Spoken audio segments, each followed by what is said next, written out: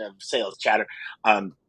So I'm pretty sure DJ will not be joining us today. He's having, hence the reason the show was not on yesterday. I had a bunch of doctor's appointments, so DJ and Jeff took the show, but DJ's internet, something is going on. I think he's getting the backlash of the Rogers issue that we had here a little while ago. So he said the technicians will be are on it, and the technicians will actually be getting it corrected hopefully by tomorrow. So hopefully by the end of the week, DJ's back up and running here. Yep. We're going to move some things around to make sure that we deliver for you guys every day, regardless of the internet issues. So there are going to be some changes, so pay attention to that. So you got the Deanster and the Dano today talking about, Dean, supply and demand, brother. It's going to be a really, really good show today, and I'm really looking forward to it. Yeah. To the HPLS podcast. Live, relevant, and high performance information, conversations, and education weekly.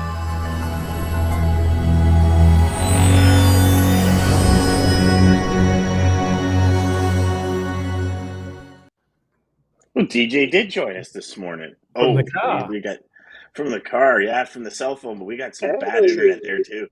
Look at him go. Oh yes, bad. It's gonna bad. I'm sorry, y'all.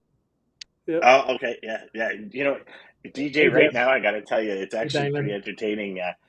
You look like the old ninja movies I used to watch as a kid, where they go, "I can tell you, it's going to be really awesome." And the voice comes on, and the voice, because none of your voices match. You're looking for the subtitles. I'm looking for the subtitles right now. Yeah. But good morning, Daman. Good morning, Jeff. Good morning, LinkedIn. So we got a LinkedIn user this morning, and we're not sure who that is, but we will figure that out. So, Dean, interesting what's happening in the market. And so here's my question: is before we unleash this to everyone, did you see this happening, or did you think it was going to happen a little sooner? I didn't think it'd happen as fast, to be honest, because the rapid increase in diesel prices really accelerated things. So especially on the spot market. So that really was one of those wild cards that none of us saw coming, and that really sent the spot market into a tailspin. Not so much because there was basic fundamentals in the spot market had changed substantially. It was that the overarching volume of freight moving on contract freight had been, the underlying base price had been going up so much. But then as soon as the fuel surcharge went to like 74 cents per mile, which was like a double what it was a year ago, shippers started to say, hold on a minute, we're getting the full brunt of this fuel surcharge. How do we curb our procurement costs? And back in March, when that started, what we started to see was a consolidation of all those urgent LTL part loads that were going in the spot market last year. That started to consolidate those trailer loads, and volume started to decrease in the spot market almost simultaneously, maybe as a result of. So as soon as you saw that, volumes dropped, spot market rates dropped down about 30%, about 30%, 29%, 29.5%, so call it 30% year to date.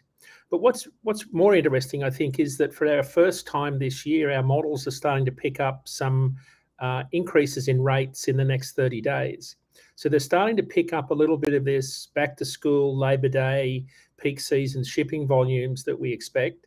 So if you look at our forecasts for our short term, you'll see that they're pretty flat since July 4, which is really good news. Anytime you can keep spot rates reasonably flat after July 4, that's a good sign, because normally they drop. Right? Normally they tail right off in Q3. At the moment, when you look at our charts, they're relatively flat since July 4, which again is something that we predicted on this show a little while ago, that we thought that rates would kind of bounce around without any material change. And that certainly is the case since July 4. But just this week, for the first time, a little bit of upward inflection. So some good news there for carriers in the spot market. The broader news on the contract rate front, Dan, is that for the first time, spot rates have gone negative in terms of their year-over-year comps. So contract rates are starting to decrease. That means that all those RFPs that you've all been out there negotiating on behalf of your carriers, shippers, brokers, those new rates that are negotiated are starting to come into the big TMS routing guides lower. because there's a lot of rebidding going on, as we've talked about on previous shows. So those rates are starting to show up in routing guides. So they're rebidding core lanes. I think the bigger thing that people kind of misunderstand, I think, is the cost of changing carriers. I know Jeff Dickinson talked about this a little while ago, and that is it's enormously costly to change carriers just because of a cheaper rate. It has to be a substantial change.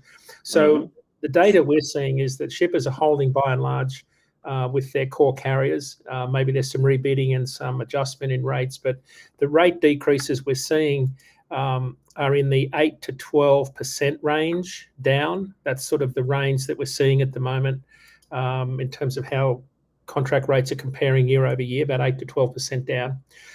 That'll continue, I think, for a little while, but I just don't see the doom and gloom and the pessimism that people are talking about. So that's sort of on the rate side. When you look at all the demand indicators, Dan, and of course, this could all change, right? We don't know how hard inflation is going to hit and whether this is going to sort of force us into another demand cycle. But right now, our demand signals are very strong. When you look at industrial production, even the American consumer is doing really well in terms of buying power. Confidence is not good. I mean, if you look at all the consumer sentiment indexes, they point to doom and gloom. But the basic underlying volumes that we report in truckload, whether it be, if you look at the ATA truckload tonnage index, up substantially. It was up 8% year over year, maybe not quite 8%. Let me get that right. It was, I'll get the exact number. It was 7.9%. So I was off by a point. So how dare you, Dean? Yeah, how exactly. dare you not be off by a point on a live show? But that's significant, right? That's significant that tonnage. Huge. Tonnage, that's the contract freight market tonnage, is up 8% year over year. I mean, think about where we were this time last year. We were in really uncertain times. So US Bank National Shipments Index up 2.3% this quarter compared to Q1. So and you're talking like from a large global perspective, or at least North American perspective. Yeah. So if you're talking that much increase in freight, that's a huge amount of product that's gone up. And I think, Dan, the bigger point is that, Jason Miller does all of this research, for everybody in the industry to consume on his LinkedIn page. And when you go back and look at his ton-mile index that he produces from 41 industries, it's probably one of the most reliable freight market indicators in the country. Is his Michigan State University for-hire truck tonnage index, TT mileage index, I think, TTMI. And it shows that not only are we doing well this year compared to last, we're actually doing slightly better than 2018. And I think that's always been the year that I've lent back on. We talked about this on the show last week as the most normal freight market year that we could compare to before things started to go crazy in terms of an up freight market. And we're doing better then. Everybody remembers how good in trucking 2018 was.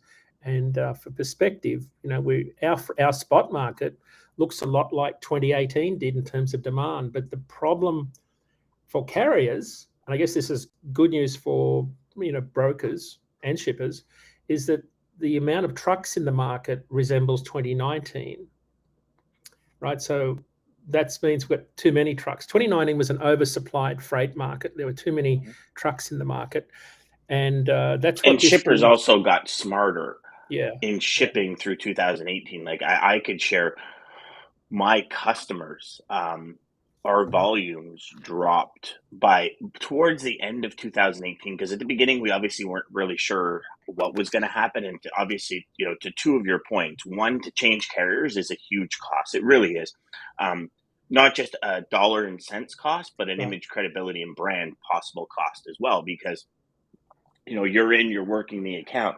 And yes, sometimes you might take certain things for granted, but you understand the way the business rolls, and you bring somebody in that doesn't understand it. And then there's this issue, that issue. So there's that image, credibility, and brand cost, as well as financial cost. And then you take into the fact that when 2018 hit, it was one of these things where, like, we sat down with customers. I mean, I tried to sit down with customers almost a year before saying, listen, ELD's coming. And I can remember some Magna companies were like, yeah, but we don't have to worry about that. And I'm like, well, why? And they're like, well, we're Magna. I'm like, okay, I understand that, but your volume of shipping, you have to worry about that more than the guy that ships one skid across Canada once a week. Like it matters way more. Right. So when all these things started hitting and all these costs started skyrocketing, it was probably May or June, so almost halfway through the year, by the time a lot of my customers came back and said, okay, how do we figure this out? And I was like, okay, well, one, we lock in pricing with carriers. We give them the business. Rates drop. We still give them the business because we have to develop and really nurture these major relationships. And I said, in second, we have to get smarter about how we ship your product. So I've shared the story where we were shipping transfers across. We turned them to rail, and we took an $18,000 load, and it started to go for $3,500. Actually, 66 because it took 2 containers to move the 110,000 pounds. That type of thing. And I see shippers going through that same process right now, where they're saying, okay, well, how can I get better at shipping? You mentioned something earlier where those expedited LTL shipments are now becoming a truckload.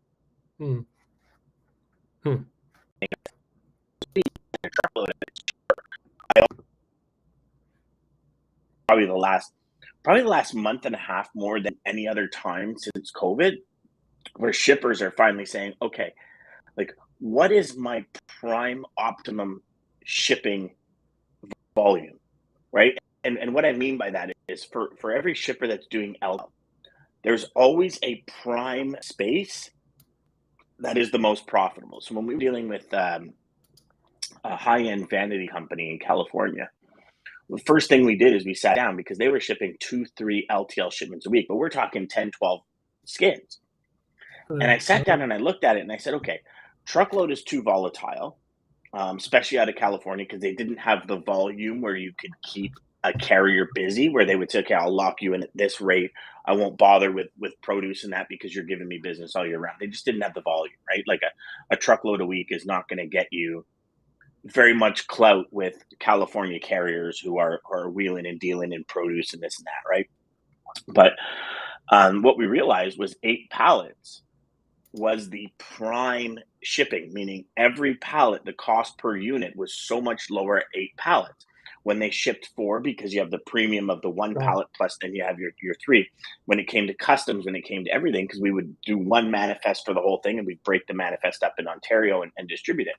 That actually became their prime number to ship out of California, 8 pallets. Not only that, it was easy to book 8 pallets. 2 days later, book another 8 pallets. 2 days later, it was super easy, and it was such amazing transition to book that. And this is what I hear a lot of shippers talking about: is how do I get smarter at doing this? How do we do this? How do we make it so it's less headaches? And I mean, gosh, you think it's probably something that should have been discussed years ago. But again, right? I remember when COVID first hit me, I was like, this will be done in 6 weeks. I literally, we had a conference coming up, the High Performance Summit, the High Performance Logistics Sales Summit was literally scheduled 3 weeks after they declared a pandemic. Right. So we had people flying in from New Zealand, from the US, from Western Canada. I had all these speakers lined up. There was 300 and something seats sold. And it was 2 weeks before we were on stage, it was pandemic, everything shut down. So what we did is we just moved everything 6 weeks. And then we moved it again. Then we moved, I moved the summit. Everyone that bought tickets was probably at one point God Lord, does this guy even know what he's doing? But you're moving it to 6 weeks, 6 weeks, 6 weeks. Yeah. Trying to get in that, trying to keep that momentum and trying to keep that energy alive. And we ended up, anyways, it ended up going from literally March all the way till December of that year. Right. And it ended up being virtual as opposed to in person, right? So there's all these things that change, and it's how do we swing and adapt to it, right? Yeah. Yeah, well, the change is underway, that's for sure. I did want to share, I'll just summarize while we're on this sort of contract rate side of the market, because I think it's important. And I do want to share a data point from Jason Miller about business applications, which are new business, new companies coming in, applying for new businesses and getting their EIN numbers. He's got some fascinating data out, but some of the data we've got from our shippers, if we could just talk about general trends with shippers, these are obviously the folks that you're negotiating capacity with. So a lot of the contract rate negotiations are already underway. The annual RFP is one method. Some are doing some smaller mini bid carve-outs on core lanes where there's high volume. Remember, in our business, our contract freight market represents about 40 billion in freight spend. About 80% of the volume of loads move on 10% of the lanes. So there's a lot of density around some of these lanes with the very big shippers in the country. They're doing some soft negotiations with core carriers, as I mentioned, 8 to 15% contract rate negotiations or reductions for the incumbent carriers. Shippers are using the softer market conditions to optimize their carrier roster, making sure they've got the best carriers with the highest service levels. That's something Jeff talks about a lot. The price is one thing, but service levels are another when it comes to trucking. They're also taking a surgical approach to this. They're using lane-specific benchmarks to identify and quantify opportunities. They know that the cost of carrier churn is high, so they're staying with their incumbents and generally looking for the next market cycle. One of the things that we've always seen with shippers is they're always and if we could use that ice hockey analogy, and I'll probably get this wrong, but when they're always sort of playing where the puck is rather than skating to where it will be, which was, I think, a Wayne Gretzky comment, if I'm right. Well, Wayne Gretzky had said you always play to where the puck's going to be, not where it is. And when you think about where shippers typically think about rates, and a lot of people in trucking for that matter, they're always thinking about where rates are based on where the puck is, as opposed to where the puck's going to be. So if you've got to be pricing yourself for the next market cycle, and because annual RFPs are going to extend well into next year, which is probably going to span the bottom of the freight cycle that we're in now, and then the next upturn. So shippers are thinking, okay, what's the longer term play look like here, and how do we do what we've always said on the show, and that's leave something in it for the next person, which is making sure we've got a fair rate, it's a fair price, but we've got good service. Getting good service levels is very important because everybody's making money, so they don't go out of business halfway through the negotiation or the right. finalization. Yeah. And then when you look at the other side of the coin, which is the carriers, if you've seen the earnings calls in the last week, simply amazing. The profit, income and revenue growth from the truckload carriers in the earnings calls are simply amazing. So that confirms what we've been saying for a while, and that is that carriers are having a very good financial year so far. They had a very good financial year last year. So some of the earnings calls are really reporting good profits, but also a very interesting outlook. They do see some softening in freight demand, lots of volatility, but nowhere near the decrease in demand that some people in the media are forecasting. So now, of course, we could all be proved wrong by something unforeseen that happens. We don't know where this is going, but as we sit here at the start of Q3, demand looks really good for truckload carriers, and I think that's meted by the fact that there is some constraint on capacity. It's still, they're still not getting all the trucks out of factories that they would normally get for their trade cycles. So that's helping somewhat. But there is still considerable growth in the trucking industry, and that leads me to Jason Miller's piece. And there's some fantastic numbers that come out of this. And I'll just quote you. So these are the EIN number requests. These are business application requests through the Census Bureau's Business Information Statistics Program. And of course, they've been declining over the last few months, which you'd expect in truck transportation establishments. So for context, applications in June 2022, so last month, applications for EIN numbers were 32% above the 2017 to 19 trend line. So within that trend line, there was, in 2018, of course, the EIN number applications exceeded the trend line because a lot of people joined the industry in 2018, whereas in 2019, the number of new entrants was below the trend line. So that kind of speaks to the veracity of the data. So June just gone was 32% above the 2017 to 19 trend line. Now, truck transportation establishments represent about 55% of all establishments at the moment. Back in 19, it was 53%. So I think that just says to me that if the number of people joining the business is still, they're still expanding. So payrolls are still expanding. In June, I think it was up something like 20,000 new applications in June was the number. So it tells me that we're not seeing, and even on DAT's business, we're still seeing people join the business. We're still seeing new carriers requesting authorities. Now, there are carriers leaving the industry too. So when they leave DAT's network, they leave for a number of reasons. They stop hauling freight, park their trucks, sell their trucks. Some unfortunately do go out of business, which is a tragic outcome. And then some others just park their trailers and go and lease on to another larger carrier. So we are seeing some movement in that. But what's surprising me is we're also seeing new people enter the industry. So I think there's still some positivity, even though there's lots of doom and gloom in the market. We're actually seeing a pretty good outlook for the second half of the year. So at the moment, Dan froze.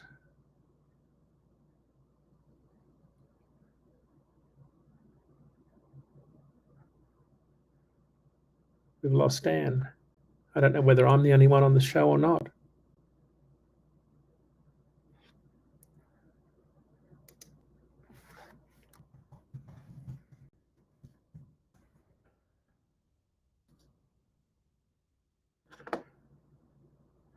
Oh, Dan's gone.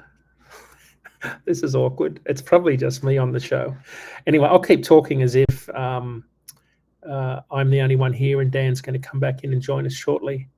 We've got some serious issues in Canada by the look at it, in terms of,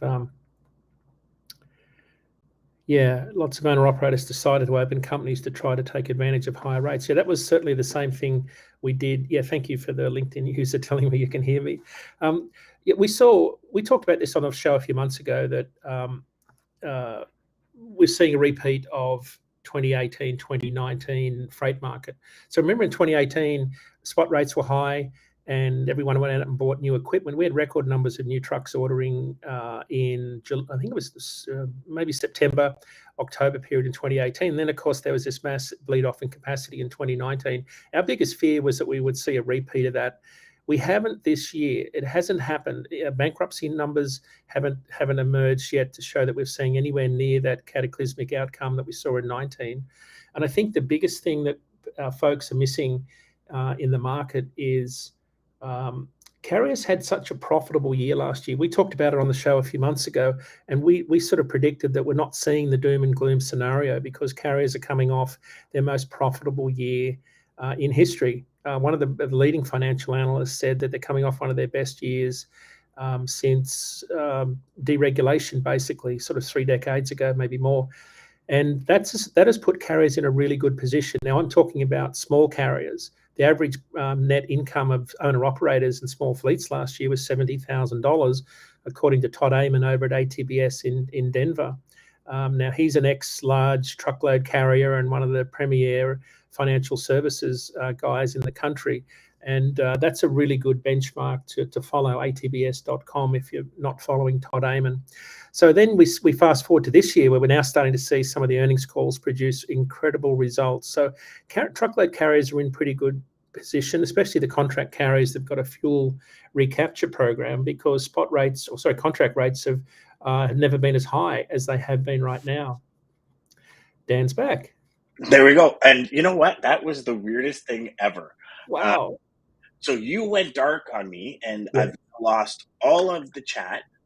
Okay, I see nobody in the chat. Yep. Your internet bar just disappeared, and it's still gone. Right. So you have zero internet, but yet everything went dark on my end. It said connecting, and I'm sitting here going, "What is going on?" I'm looking over at my router, and I'm like, "Okay, Roger's still up." I'm thinking, well, you know what was funny? You froze with your eyes closed, looking at the camera. And I thought, "Oh crap, Dan's fallen asleep." So I kept talking, thinking he's got to wake up any minute. He's got to wake up. I thought, oh no, he's having a microsleep. Oh shit! Like, is his head going to hit I just the developed table? narcolepsy along the way. Yeah. Like, you know. Well, I immediately thought treatment. You get narcolepsy with it. Well, you were saying before the show that you don't sleep well and you're having all this treatment. I thought, oh no, this is awkward. So well, I have been up since about 2:45 this morning, so that's interesting. So for all y'all, I don't see any of your chats for some reason, and I really apologize. Power nap. LinkedIn user says power nap. Yeah, one of those. You know when you're in the middle of a conversation. Yeah. Okay, we're back. You know what I mean? Yeah, But yeah. so I apologize, everybody. There was a couple of people that were. It comes with age, Dean. Laugh my ass off. Nice, Yeah, Jeff. That's exactly. nice. Sorry, everybody. I don't know what happened there. I thought Rogers let us down again, so hopefully they were able to get all the 911 calls because Yeah. that was a huge issue. That my sister-in-law works as a 911 dispatcher, Right. and she said you should have seen it when the Rogers lines went out. Oh. Like everybody at 911 is just looking at each other, going, "Something's good," because they're not allowed their phones or you know what I mean, like at their desk, right? So it's literally just the desk. And she goes, and it was like ring, ring, ring, and she goes, it was the eeriest feeling ever. It was like no phones ringing, and you're in the middle of one of the busiest 911 dispatch centers, and her center dispatches for like Markham, Ornamente, like all these different places, and they were in the middle of a major structure fire call.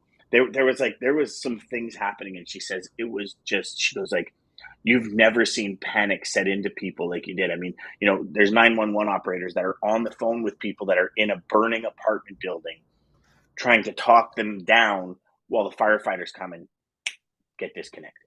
Like, can you imagine that?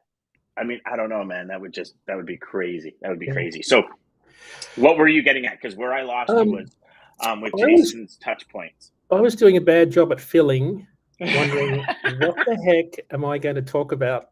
And Dean, it's funny you say it because I was doing the same thing because I'm thinking I'm live and you're gone. So I'm like, oh, Dean's gone. Let's just address some of the questions. And I'm going through some of the comments and I'm not even live. That was hilarious. So I'm sure you did a great job. One of the things that we've seen in the last few months is that there's been a shift from spot back to contract. So, higher rates in routing guides encourage large carriers to reject fewer loads and accept more loads. So remember, a year ago, carriers were rejecting about a quarter of all loads tendered on the contract market. That's down to about 10% today. So acceptance rates are very high. Why wouldn't you? Rates have never been as high as they are. So didn't the shippers also, though, because we talked about this before, didn't shippers also say, okay, we'll agree to some higher rates, but you got to stop rejecting the loads. Like we get agree to higher rates, do your job, and pick up the freight when you're supposed to pick it up. Because I'm sure there was that conversation, right? Yeah, higher levels of service commitments, and that's why folks will be finding it hard to offer rate reductions. Asking for rate reductions on the chance that it compromises service. So there's a delicate balance between service and price and available capacity for each of those shippers.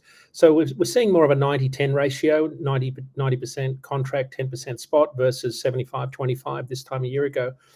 So the spot market is definitely weakened, but always remember it's the smallest part of the freight market, but for a shipper it can be the costliest.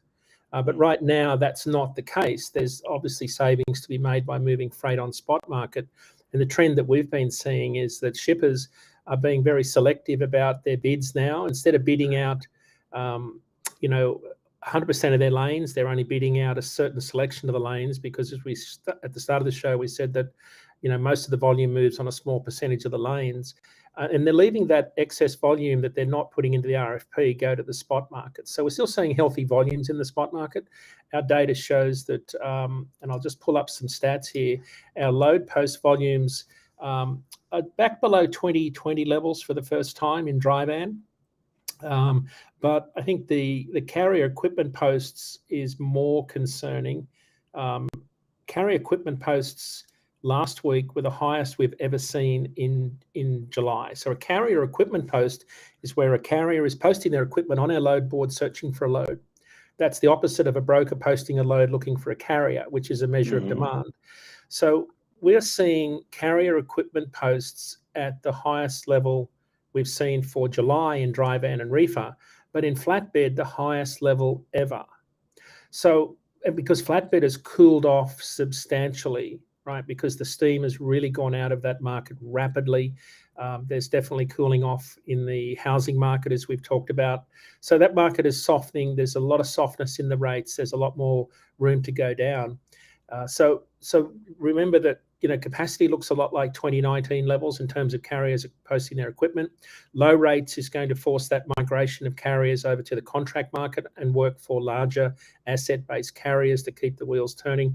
There's still opportunity out there for small carriers, though, and they're still seeing opportunity to join the industry and do well and grow their businesses. So it's a precarious time, and I think the broader macroeconomic issues are the ones that sort of weigh on my mind heavily, because I just don't know how much that's going to impact the people that buy things that we haul freight for, which is kind of all of us. But in the last 2 years, the resilience of the consumer, the spending power of the consumer has continually proved me wrong. And despite high inflation numbers, we've still got pretty good retail sales numbers. It's it's the spot market and the posting of equipment. You see that when it starts turning into a shipper's market, right, where rates start plummeting and all that kind of stuff, and there's so many trucks. Does that correlation happen? Like, do you see that correlation with the new companies that came in, or it's just what it is when it comes to this market, Dean? Like, what is kind of that? Can you break that down in those percentages? No, not really, Dan. It's kind of we look at load posts and we can't pass it out by tenure in the industry, if that's what you're getting at. Like, is it just all new carriers or old carriers? Because in our network, we've got a wide range of carriers that have been in the business for decades, own their own truck and trailer, right through to a new guy that's running power only loads with a used truck they've paid a lot of money for and have been in the business 3 months. So there's a wide range of carriers that we have in our network. We kind of look at it from a total market perspective. But and I just saw one of the comments in there with Jeff. The thing that we saw is that wide this one here, even though rates are have been trending down to flat and possibly heading up in the next 3 weeks, on some lanes there's the exact opposite of rates going down. Spot rates are still going up on some lanes where there's a capacity imbalance or an outbound imbalance where it's produce related or something seasonal. So we're still seeing pretty good. I mean, for example, when I looked at all the produce haulers hauling literally just loads of fruit and vegetables out of Fresno, they're averaging $4.45 a mile all in, compared to the national average reefer rate of $3 a mile all in, including fuel. So, and that's because it's specialized equipment.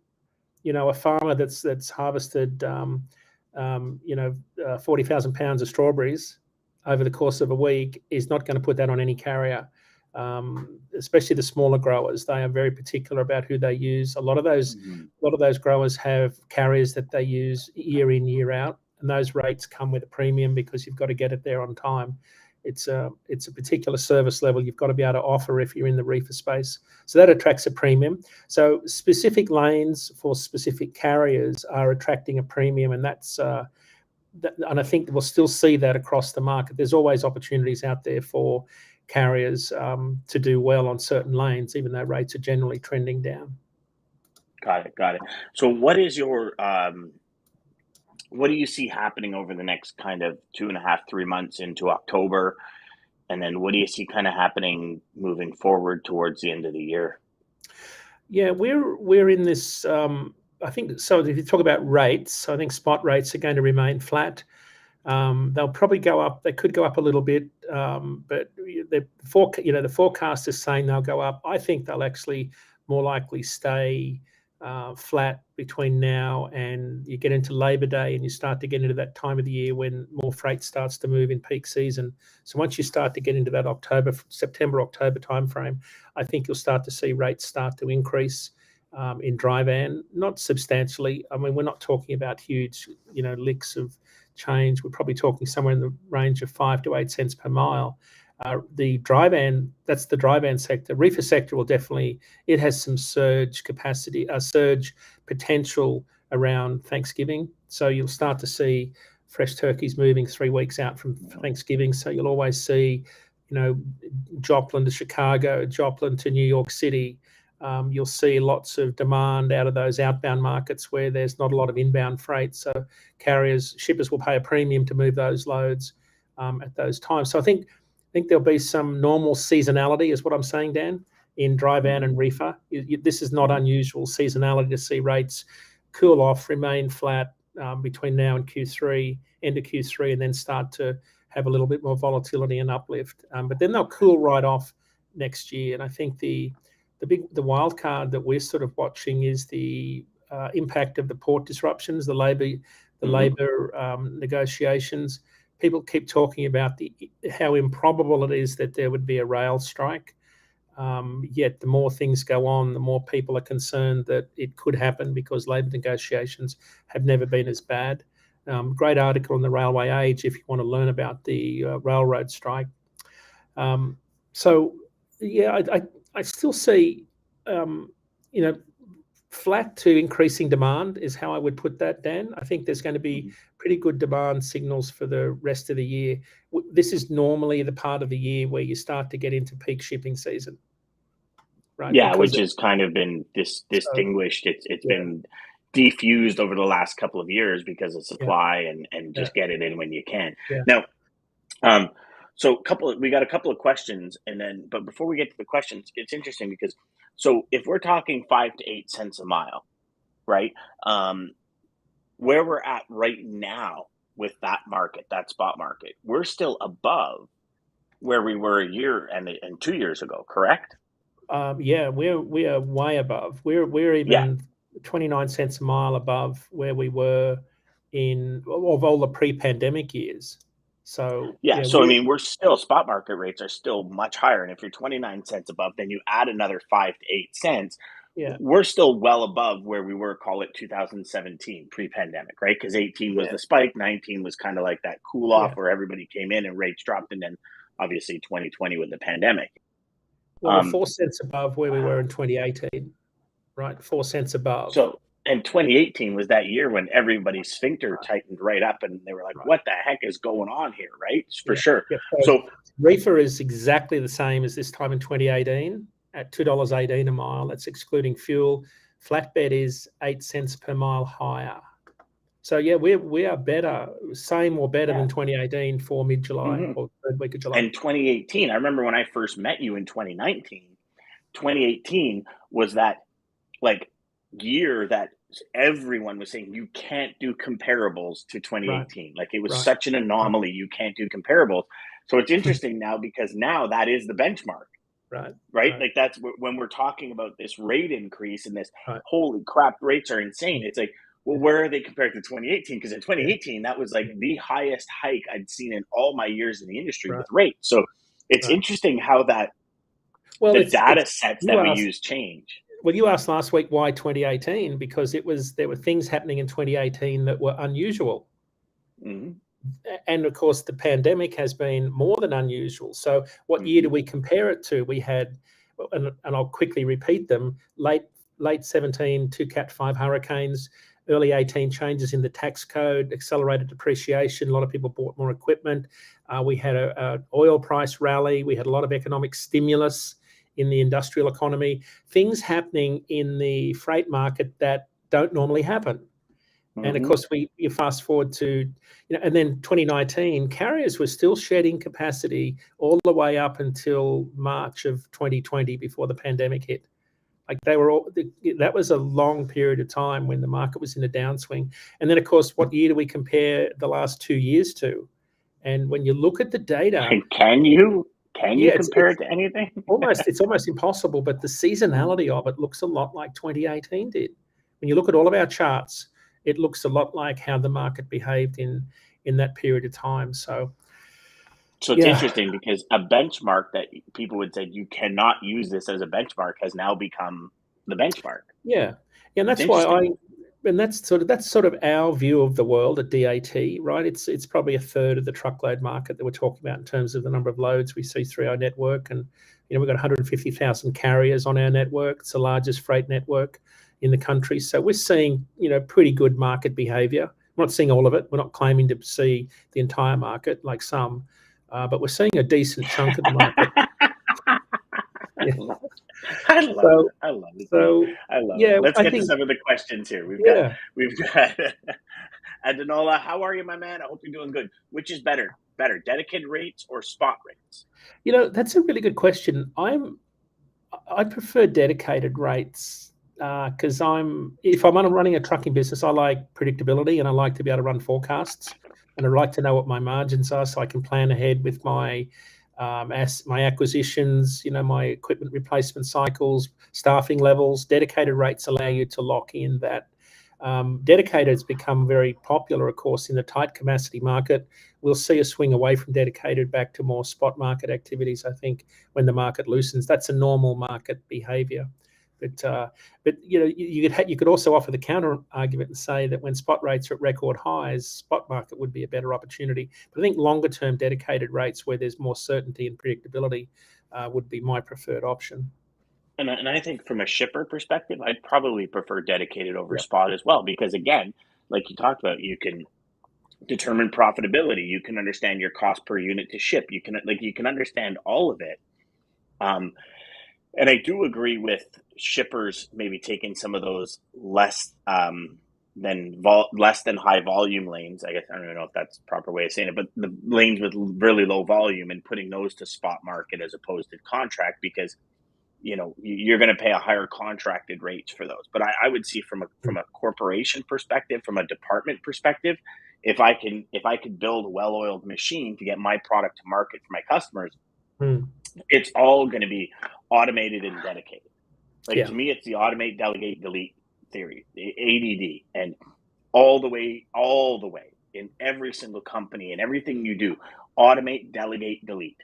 And if you can automate your shipping, and I'm sure you ask 10 different shippers and they're going to say, yeah, if I had a network that was able to just like clockwork run, it would make their life so much easier, because now they can put out those fires that they typically can't put out unless they do it. So great answer. Jeff says, Dean, do you think that more imports will hit the port of Houston, Savannah, New Jersey, New York over the next 3 months and see a dip in LA and Long Beach? I think the answer is yes.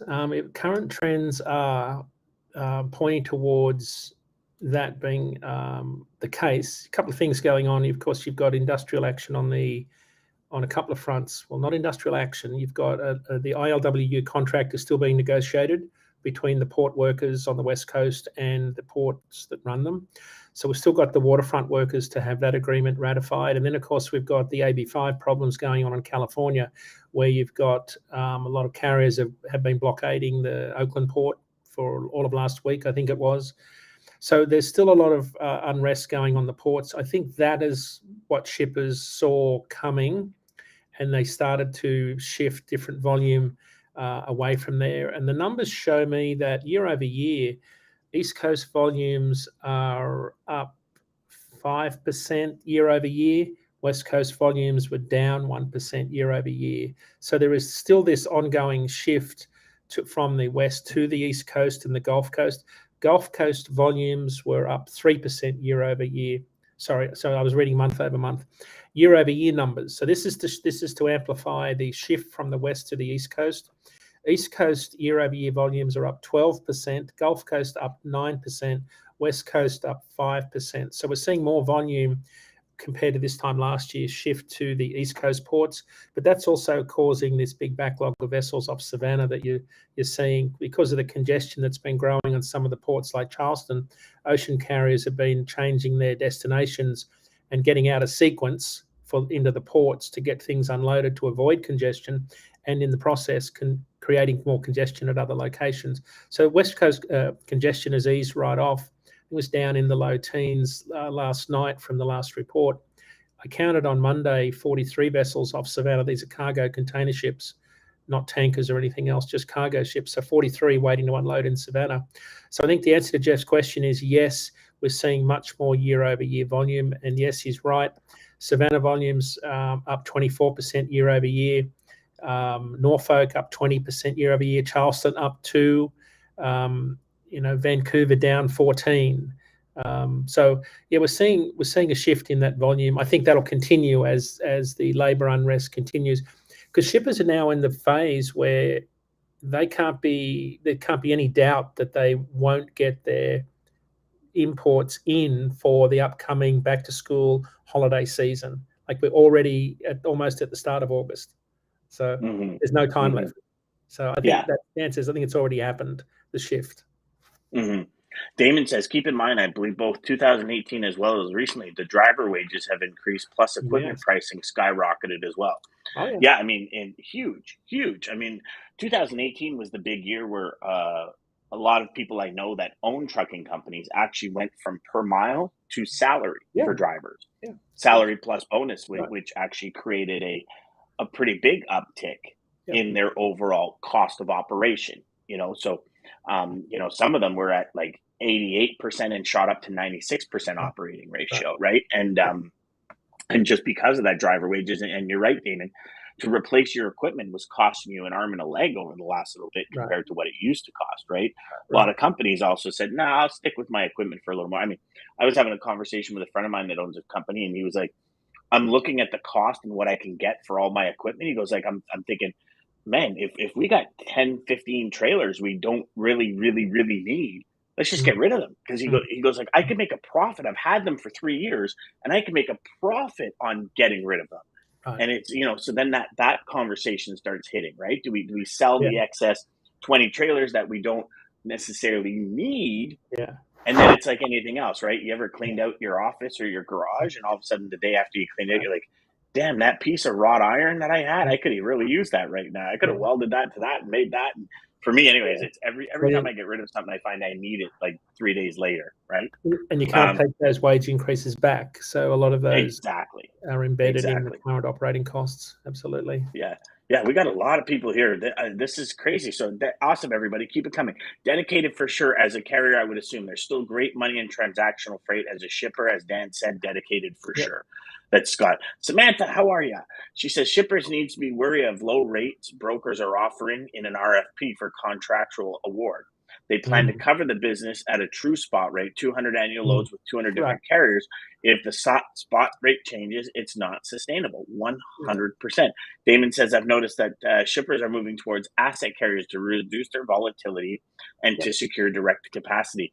They are. There was, and actually it's funny because Samantha's coming back pretty much to say exactly what I was going to say, that massive shift in 2021, brokers are becoming too attractive that I'm seeing large shippers start to balance more in brokers again. Yeah. And it was, there was, when this first happened, there was that switch, right? Because it was like, and again, I'm going to call some of you out there here. It was the shit brokers. Like, and again, Dean, you know me, I'm all about calling a spade, right? It's the brokers that said, I have capacity, I have trucks, and they're just going to try and find something on DATS load board or ITS or something. Right. And they don't really have trucks. They don't really have the relationships. And that's what really gives all brokers a really bad name, right? Like you find 10,000 people that deal with a used car salesman or buy used cars, and they have no problems. But that one person that has that snake oil used car salesman, everyone hears about it, right? And it's like everything. If you know somebody that gambles, you don't hear when they lose money, you hear when they win money, right? So we only hear a certain side of that story. Right. And this is what I found in my years in the industry, is listening to salespeople. And in my head, I'm going, you don't have a truck. I mean, I remember being taught that way. Yeah, we got trucks in your area. And I remember with Plusmark hanging up the phone and looking up at my buddy and saying, I just got 5 loads a day for the next 6 weeks. And literally everybody in the development center I was in jumped in to help me find trucks, because I said I had trucks. Not that I will find trucks. I had trucks waiting. And it's like, now you have to make sure that you come through on that lie. Right. But that's what, when you can't, especially in today's market, very difficult to come through on that. It gives us a bad name. And you're right, Samantha. It's they're seeing the attractiveness of brokers, and then the brokers are letting them down. I mean, you talk to Greg, you talk to a bunch of people that we bring on the show, and they're like, "No, I've gone asset just because of visibility, because I was told one thing and given another." And we're talking with, major third-party companies, like major 4PLs that are just dropping the ball, trying to keep business. Well, Dan, I see this. This is sort of a delicate balance that people play between the contract and spot market, and people looking to, Daman makes a good point that shippers naturally tend to gravitate back towards asset carriers to, make sure you maintain that service. A lot of people have been playing the spot market and doing what you were talking about, sort of thinking that I can get a truck at any price because there's a level of desperation out there. Diesel's down 51.5 cents in the last 4 weeks. And what you'll start to see, just like as diesel went up and spot rates went down, as diesel comes down, that downward pressure on spot rates will start to disappear. Because diesel has been, in the last 3 to 4 months, one of the biggest drivers of spot market rates by far. So and I think that's partly why we're starting to see a little bit of flattening out and upward lift in spot rates, because diesel prices are coming down and forecast to go lower, according to the EIA. So different conversation. What is creating that? What is creating that the pricing of diesel going down? Because where we are in Ontario, right? So when before the government implemented tax cuts and stuff, and the Ontario government said we're going to cut it, and it's going to be like 11 cents a liter. Like, we were up, when you do the conversion from liters to gallons. Now Canadian money, so then you got to convert that to US money, right? So your 1.3128 exchange. Right. But we were up well over $9 a gallon. Well over $9 a gallon, and it's come down. And I know we've had this conversation before, but it's funny because I'm driving yesterday on the way back from the hospital, and I see a 163.7, and I'm like, oh my gosh, gas is so cheap. Well, it was like 120 like 6 months ago. You know what I mean? So, but when it's 220, 163 seems really cheap, right? Right. But they said it's for 6 months. Right. Like, we're going to do this for 6 months, and then we're going to see where it goes. And I've never understood this. One gas station is 163, or one gas station is 330 a gallon, and like literally 2 miles down the road, it's like 380 a gallon. Right. And it's never the same. And I mean, there's gas stations sometimes across the street that have 10 cents, 20 cents difference per gallon. Right. Right. So what are you seeing in the U.S. as that factor that's driving fuel down? Do we know? I have no clue. I'll be honest. I have no idea. This has been one of the more difficult things to try and figure out. Obviously, it's supply, right? There's a supply issue overall. I think the world is trying to figure out how do we find, I think it's 6 million barrels a day that Russia produces, that how do we find a backup for that? The Middle East companies, OPEC companies, are increasing, capacity, but that can't come on quick enough. I just noticed last week we're drilling as many oil wells as we did in the peak during the previous administration. So the number of oil wells being drilled is coming up. That capacity will take a while to come online. But there has been a big disconnect between the price of West Texas Intermediate, like the crude oil, and the retail market. And the retail market was slow to go up, and it's slow to come back down, even though the national average this week was down at like 548, something thereabouts. The price at the retail outlets will take a while to come back down to reflect that at your local gas station. So, Dan, I haven't been able to find a decent answer to that, because every time I read about it, there's so many different things going on to explain the market. They seem to change every week. So I'm not even going to have it used to be pretty simple. The cost of a barrel went up over $100, then things started to happen. When it went down under $100, things stopped happening, and it was very linear. I always found over the years, when you look at fuel prices, everything was linear. Like, the cost of a barrel went up, then our price went up. And now it's like the cost of a barrel went up and then it dropped, but our price stayed here. Right. And it's like, it's kind of like wood. Yeah. Right. And I guess my question then starts to revolve around, if anyone knows, or if anyone has data on it, please share. It's like, okay, we understand wages have gone up. We understand everything's costing more. So maybe insurance is costing more. So maybe this is where the price stays high, even though the raw product comes down. Mm-hmm. Speaking with a buddy of mine at a major paint company, they put out in 2021, they put out 3 rate increases to their customers. Right. And I said, what is it for? And he says, Dan, even if we find the material, like, we're talking raw product, dyes, all this kind of stuff. He says it's costing us twice as much to get it to where we need to go. Not only that, our cost is almost twice as high from wages going up and all this kind of stuff. And he says, so like everywhere we go, there's a price increase in behind the scenes. And he says, and it's driving our price up. And he says, and after 2020, you know, our mission for 2020, or after 2021, our mission for 2022 was profit. We want to be profitable again. Right. And we're talking a multi-billion-dollar corporation, like, you know, double, triple digit billions kind of thing. So Daman touched on something a little bit a while ago there about, you know, knowing operating costs. And I did some analysis. You know, that spreadsheet I've been running of that mythical truck that runs 110,000 miles a year, and it's a true long haul owner operator truck. So, you know, last time line haul spot rates excluding fuel are identical year over year, but there's almost a $2 swing in diesel prices. So when you break it all down, if you take out fuel in terms of what it costs to run a truck, it's about $1.24 per mile on this truck. And I know there's no right answer with this because everyone's got different operating costs. But a year ago, fuel was 51 cents a mile. Today, it's 81 cents a mile. So my total operating costs a year ago were $1.76 per mile as an owner-operator. Today, it's $2.05.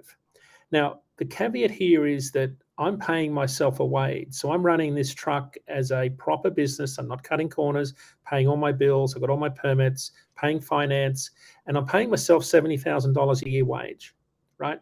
And that's in the $2.05 a mile, because you can't say, oh, we'll take that out and we'll figure out what the rate is. No, that's not how it works. But what some carriers will do is they will reduce their drawings to lower their operating costs. And unfortunately, that's not good longer term, because what you're not doing is getting any return on the equity that's employed in your business at all. So that same truck was $1.76 a mile a year ago, $2.05 today. I mean, that's down almost 10 cents a mile since diesel has started to back off. So operating costs for carriers will improve as diesel comes down, but don't think that, you know, you could buy a truck for $1.50 a mile and think they're making money. They might be making money on that trip because they own their own truck. They don't have any repayments, but that's false economy because you're not getting any return on the equity that's in that vehicle. And that's a long-term plan to disaster. That's interesting. Daman says, if a broker would actually take the time to understand a carrier's cost, brokers would actually form great long-term service relationships with shippers and carriers. These brokers that try to underbid rates are the ones that ruin it for us all. 100%. Yeah. I'm pretty sure that's what you were just referencing there. 100%. Jeff says, as you know, Dad, I love to say no. I don't have the cheapest rates either. Do I? And you're not God, so you can't guarantee capacity. That's true. You can. Daman Grohl, Samantha says, Daman Grohl, it's common sense, isn't it? Too bad not everyone has it. You are 100% there. And, you know, Samantha, I'm going to go even further than common sense. I think it's along the lines of, if y'all have ever seen those people that get on the road and they just have no clue that anyone else is on the road. It's like, I'm the only person here, so I own the road. Or at least you get that feeling when they cut you off in traffic kind of thing. It's like, oh, I have to move over now, so you can just, you know, stay where you are and I'm going to go over. And I see, you know, the common sense piece of it. I actually see most companies not teaching their salespeople this, right? And when we come into this business, and I don't know about all of you, but would love to hear. When I came into this business, the sales trainer was sitting down with other sales reps. And you start to see a pattern where it was maximize profit per load, maximize profit per load, maximize profit per load. And there was no talk, at least when I started, ever, of dedication, partnerships, relationship. It was like, you know, Polaris Transportation, they're awesome at LTL. Just give them the freight, they'll do it. And they do a good job. Some people believe they do good. Some people hate them. But there was no relationship. It was all just done digitally, and you send an email and somebody from customer service sends you back. So it's very transactional. And it's when you make that flip, like Daman said, to that relationship driven. Like, one of the things I've shared with many, many, many students is when you come into this business, don't just start calling people. Talk to your supervisor, talk to your manager, talk to other salespeople, Get 5 to 10 suppliers that your company loves and trusts. Sit down with them and sell for them. Only them. Meaning if you're selling for a supplier that's Kentucky to Chicago, and this person says, well, I do Kentucky to Oregon, say, thank you very much. Have a great day. When I can get that lane with my select 10 suppliers, I'll call you back. Right now, I'm looking for this. And be that direct. And a lot of brokers are like, Dan, you're crazy. You're leaving money on the table. Yes. But would you not rather design a career around your life and have a career that when things in the market happen, when economic drivers happen, you can remain sustainable, and you're not fighting to feed yourself. Do you know what I mean? There's a big difference. And if we just get that concept, it would change everything. It would change everything. And, it's true. Relationship is the key, right? So, or Jeff, I don't know, we're getting short on time. Daman, I could not agree with you more. I know what the carriers' costs are. That's what I preach to my customers and other brokers. Wake them up. Been in the industry for a very long time. Check out my profile. Scott says, Daman Grohl, the successful sustainable brokers are doing just that.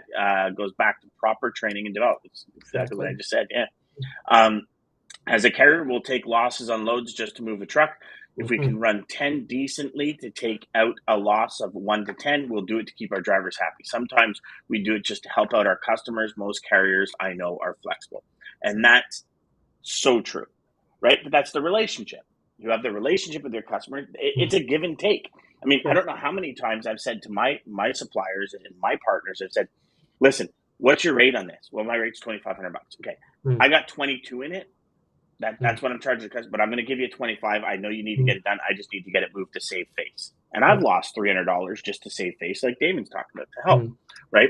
As a broker takes one of two approaches. Your carriers are your product. Without them, you have nothing. Understand what they want and need and make it happen. Yes.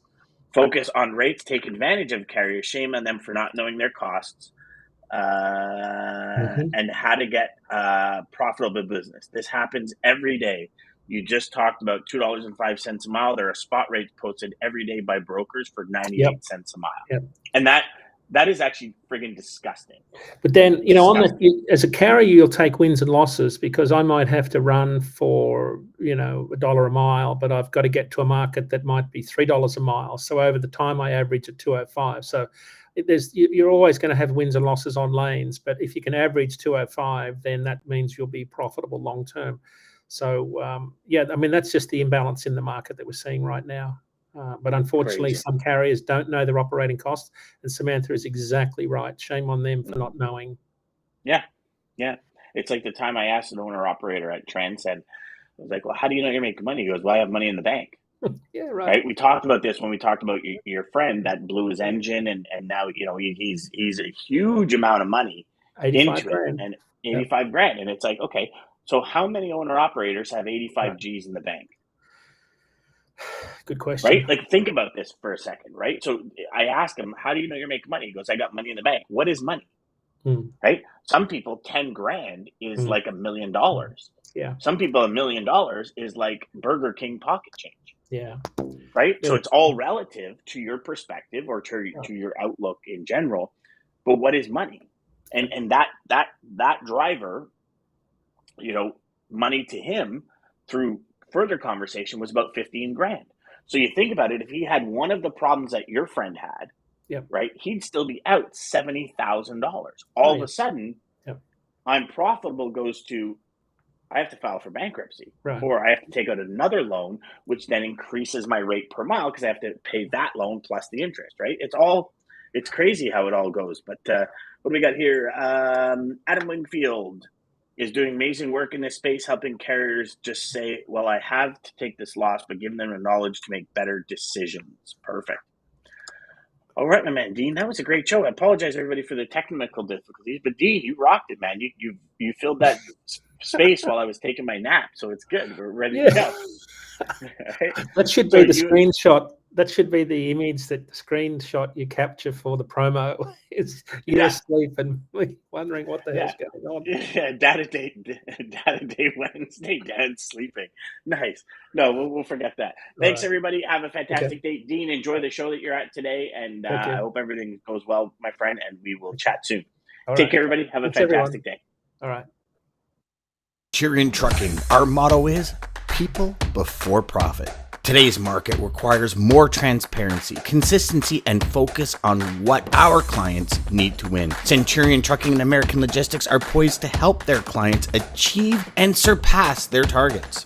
If you're looking for a team that honors your needs, dreams, and aspirations, then get a hold of Daman at American Logistics.